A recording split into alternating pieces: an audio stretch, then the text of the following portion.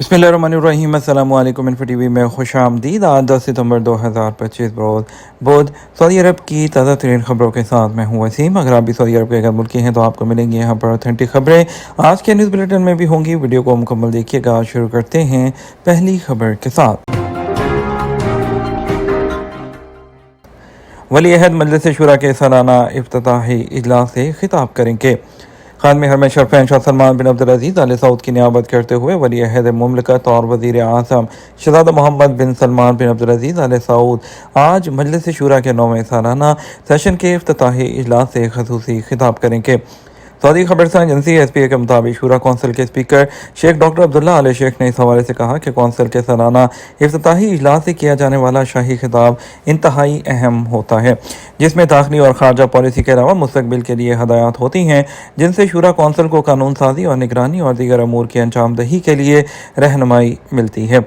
आल शेख ने मजीद कहा, शाही खिताबत और सऊदी अरब की तामीर और तरक्की के तसलसल को उजागर करता है।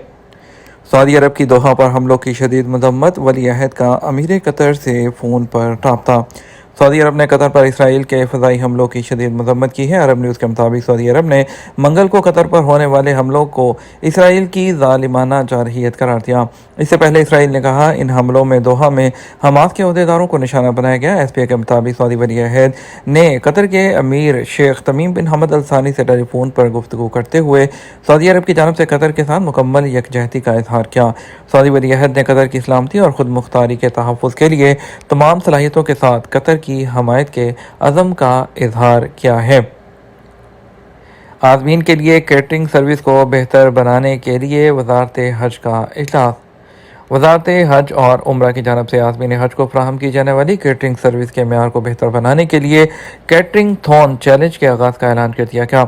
एसपी के मुताबिक मक्का मुकर्रमा में वजारत के मरकजी हेडक्वार्टर में होने वाले इजलास में नायब वज़ीर हज डॉक्टर अब्दुल फताह मशाद, वजारत के सेक्रेटरी बराए हज और उम्रा सर्विसेज डॉक्टर उमरू अलमदाह के अलावा मुकामी कंपनियों के अहदेदार जो है वो भी मौजूद थे। इस हवाले से वजारत का कहना था कि जो कैटरिंग थॉन है उसका मकसद आज़मीन हज को फ्राहम की जाने वाली जो खाने पीने की जो खिदमात हैं उसको मज़ीद बेहतर बनाना है और इसके अलावा जदीद टेक्नोलॉजी के इस्तेमाल पर गौर करते हुए ऐसे अफकार जो है वो पेश किए जाएँ जिन पर अमल करना आसान और इसके अलावा मेयार भी बुलंद हो।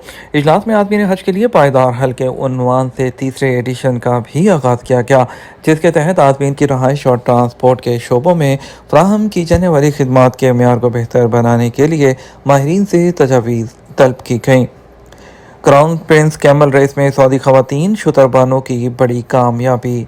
सऊदी खवातीन शुतरबानों ने ताइफ में होने वाली 7वीं क्राउन प्रिंस कैमल जो रेस है उसमें हिस्सा लिया और ट्रॉफियां जीती हैं और नए रिकॉर्ड कायम किए। अरब न्यूज़ के मुताबिक पहले राउंड में रीमा अल शवाई ने अबशर नामी ऊँट के साथ टाइटल अपने नाम किया, जबकि हदील अल शरीफ ने मुबशर नामी ऊँट के साथ दूसरे राउंड में फतह हासिल की। इन मुकाबलों के सरबराह मरवान अल जहनी जो सऊदी कैमल रेस फेडरेशन के रजिस्ट्री मैनेजर भी हैं, कहा कि टूर्नामेंट के नताइज से साफ जाहिर है कि खवातीन में इस खेल की मकबूलियत बढ़ रही है। उन्होंने कहा, ऊँटों की रेस में ये एक और पेशरफ्त है और हमारी यही ख्वाहिश थी कि उन मुकाबलों में खवातीन शुतरबानों की परफॉर्मेंस को बढ़ाया जाए। उन्होंने Saudi camel federation board of director के चेयरमैन जो है शहज़ादा फहद बिन जलवी बिन अब्दुल अजीज़ के ताउन को नई पेशरफ्त का जज्बा मुहर्रिक करार दिया। स्क्रैप की ट्रांसपोर्ट की निगरानी शुरू हो गई। सऊदी सिक्योरिटी फोर्सेस ने स्क्रैप की नकलो हमल और खरीदो फरोख्त की निगरानी शुरू कर दी है। सबक वेबसाइट के मुताबिक सिक्योरिटी इदारों ने कहा है कि हर किस्म के कबाड़ और स्क्रैप की नकलो हमल पर नज़र रखी जा रही है। स्क्रैप से लदी हुई किसी भी गाड़ी को रोका जाएगा ताकि चीज़ों के माखुज़ और कानूनी हैसियत की तस्दीक की जा सके। सिक्योरिटी इदारे ने कहा कि ये इकदाम खिलाफवर्जियों को कम करने और पब्लिक प्रॉपर्टी के तहफ़्फ़ुज़ के लिए किया गया है। ख्याल रहे गुज़श्ता दिनों रियाद में स्कूलों की केबल चोरी के मुतअद्दिद वाक़यात के अलावा जद्दा में गटर के ढक्कन चोरी करने के वाक़यात में इजाफा हुआ। इससे यह खदशा पैदा हुआ कि कबाड़ और स्क्रैप के कुछ सेंटर चोरी शुदा सामान के मुसर्रफ के तौर पर इस्तेमाल हो सकते हैं। इस सूरत हाल के पेश नज़र तमाम जो है इन चीज़ों की निगरानी जो है वो शुरू कर दी गई। कूड़ा जलाना संगीन खिलाफ वर्जी 10 मिलियन रियाल का जुर्माना। قومی مرکز برائے فضلہ انتظام نے بغیر اجازت کے کچرا جلانے کے خطرات سے خبردار کیا ہے۔ سبق ویب سائٹ کے مطابق مرکز نے کہا کوڑا جلانے کی خلاف ورزی انتہائی خطرات میں شامل ہے۔ مرکز نے ٹویٹر کے ذریعے بتایا کہ کھلے عام کوڑا جلانے کی خلاف ورزی پر جرمانہ 10 ملین ریال تک ہو سکتا ہے۔ یہ جرمانہ جو ہے ماحول اور صحت عامہ کے تحفظ کے ساتھ ساتھ ان غلط طریقوں کو روکنے کے لیے بھی ہے جو معاشرے اور قدرتی وسائل کو نقصان پہنچاتے ہیں۔ مرکز نے اس بات پر زور دیا کہ فضلے کو درست طریقے سے ٹھکانے لگایا جائے اور کچرے کو بے ترتیبی سے جلانے سے اجتناب کیا جائے، کیونکہ ہر باشعور فیصلہ ماحول اور انسانی صحت کے تحفظ میں کردار ادا کرتا ہے۔ مرکز نے تمام اداروں اور افراد سے اپیل کی کہ وہ منظور شدہ قوانین اور شرائط کی پابندی کریں اور کچرے کی قانونی اور معروف طریقے سے تلفی کریں تاکہ جرمانوں اور سزاؤں سے بچ سکیں۔ کرغزستان سے بیمار شہری کی فضائی ایمبولینس سے وطن منتقلی۔ کرغزستان میں سعودی سفارت خانے نے کہا ہے کہ سعودی خاتون شہری کو فضائی ایمبولینس کے ذریعے وطن منتقل کر دیا گیا۔ سبق ویب سائٹ کے مطابق مذکورہ خاتون ٹورزم کی غرض سے کرغزستان آئی ہوئی تھی اور بیمار ہو گئی۔ سعودی سفارت خانے نے کہا کہ مقامی انتظامیہ کے تعاون سے مریض خاتون کو طبی نگرانی میں منتقل کر دیا گیا۔ سعودی سفارت خانے نے کرغزستان میں طبی اور حکومتی انتظامیہ کا تعاون پر شکریہ بھی ادا کیا۔ واضح رہے سعودی قیادت کی واضح ہدایات ہیں کہ بیرون ملک بیمار ہونے والے شہریوں کو ایئر ایمبولینس کے ذریعے وطن منتقل کیا جائے گا۔ اقامے کی درست ایکسپائری ڈیٹ کیسے معلوم کی جائے؟ سعودی عرب میں مقیم ہر شخص اس بات سے بخوبی واقف ہے کہ سرکاری کاموں میں جو ہے ڈیجیٹل سسٹم اپشر میں اکاؤنٹ بنانا کتنا ضروری ہوتا ہے۔ سسٹم میں اکاؤنٹ بنوانا غیر ملکیوں کے لیے ہی لازمی نہیں بلکہ سعودی شہریوں کے لیے بھی ضروری ہے۔ سرکاری معاملات جن میں غیر ملکیوں کے اہل خانہ کے کاموں کی تجدید، ایگزٹ انٹری ویزے کا اجراء، گاڑیوں کے چالان معلوم کرنے سے لے کر ڈرائیونگ لائسنس کی تجدید اور گاڑی کے استمارہ کے حصول کے علاوہ بہت سے کاموں کی انجام دہی کے لیے انتہائی ضروری ہے۔ سعودی عرب میں ڈیجیٹل ٹیکنالوجی سے پہلے مذکورہ بالا کاموں کو انجام دینے کے لیے سرکاری دفاتر کا چکر لگانا پڑتا تھا، جہاں لمبی قطاروں میں کھڑے ہو کر اپنی باری کا انتظار کرنے کے بعد جب درخواست دینے والا اہلکار کے پاس پہنچتا تو پتہ چلتا کہ کوئی نقص ہے جس کی وجہ سے معاملہ رک گیا ہے۔ سعودی وزارت داخلہ کی جانب سے سعودی عرب میں سرکاری امور کی انجام دہی کے لیے ڈیجیٹل سروسز کی فراہمی سے غیر ملکی نہیں بلکہ تمام لوگوں کو سہولت ہوئی ہے۔ ڈیجیٹل سروسز سے درست طور پر فائدہ اٹھانے کے لیے لازمی ہے کہ اس کے بارے میں تمام معلومات حاصل کی جائیں تاکہ مشکلات سے بچا جا سکے۔ سعودی عرب میں رہائشی پرمٹ جسے اقامہ کہا جاتا ہے پہلے کتاب کی شکل میں ہوتا تھا، جب اسے ڈیجیٹل کارڈ کی صورت میں متعارف کروایا گیا اور جسے تارکین کو کافی سہولت ہوگی۔ کتابچے والے اقامے کا نقصان یہ تھا کہ پانی گرنے یا مسلسل استعمال سے اس کے پیجز خراب ہو جاتے تھے جس پر دوسرا کتابچہ جاری کرنا پڑتا تھا۔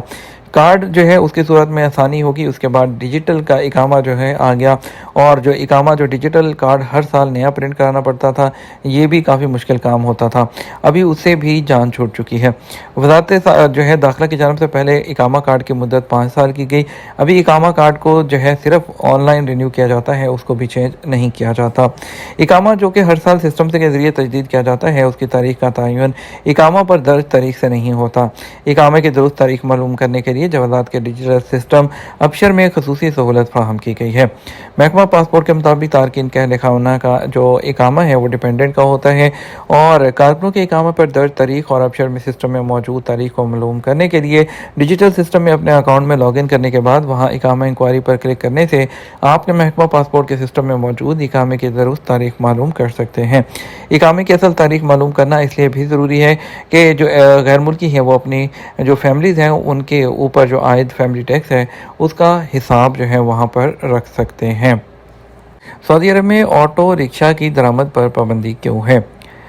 سعودی عرب میں جو اسٹینڈرڈ اتھارٹی ہے اس کی جانب سے جو رائے عمل جاری کیا گیا ہے اس میں 3 پہیوں والی گاڑی اور سیکنڈ ہینڈ مشین جس کے سلنڈر کی قوت 125 سی سی سے کم ہو انہیں سعودی عرب میں امپورٹ نہیں کیا جا سکتا، اور ایسی تمام موٹر سائیکلیں جو بجلی یا دیگر ذرائع سے توانائی سے کام کرتی ہیں انہیں مقررہ ضابطے کے تحت ہی سعودی عرب میں درآمد کیا جا سکتا ہے۔ موٹر سائیکلوں کے درآمد کنندگان کے لیے بھی لازمی ہے کوئی بھی مصنوعات درآمد کرنے سے پہلے مختلف امور کا خاص خیال رکھیں، ان میں break system, silencer, maximum limit, petrol tank کی قوت اور صلاحیت کے علاوہ سیفٹی لاک کا مقررہ معیار کے مطابق ہونا بھی شامل ہے۔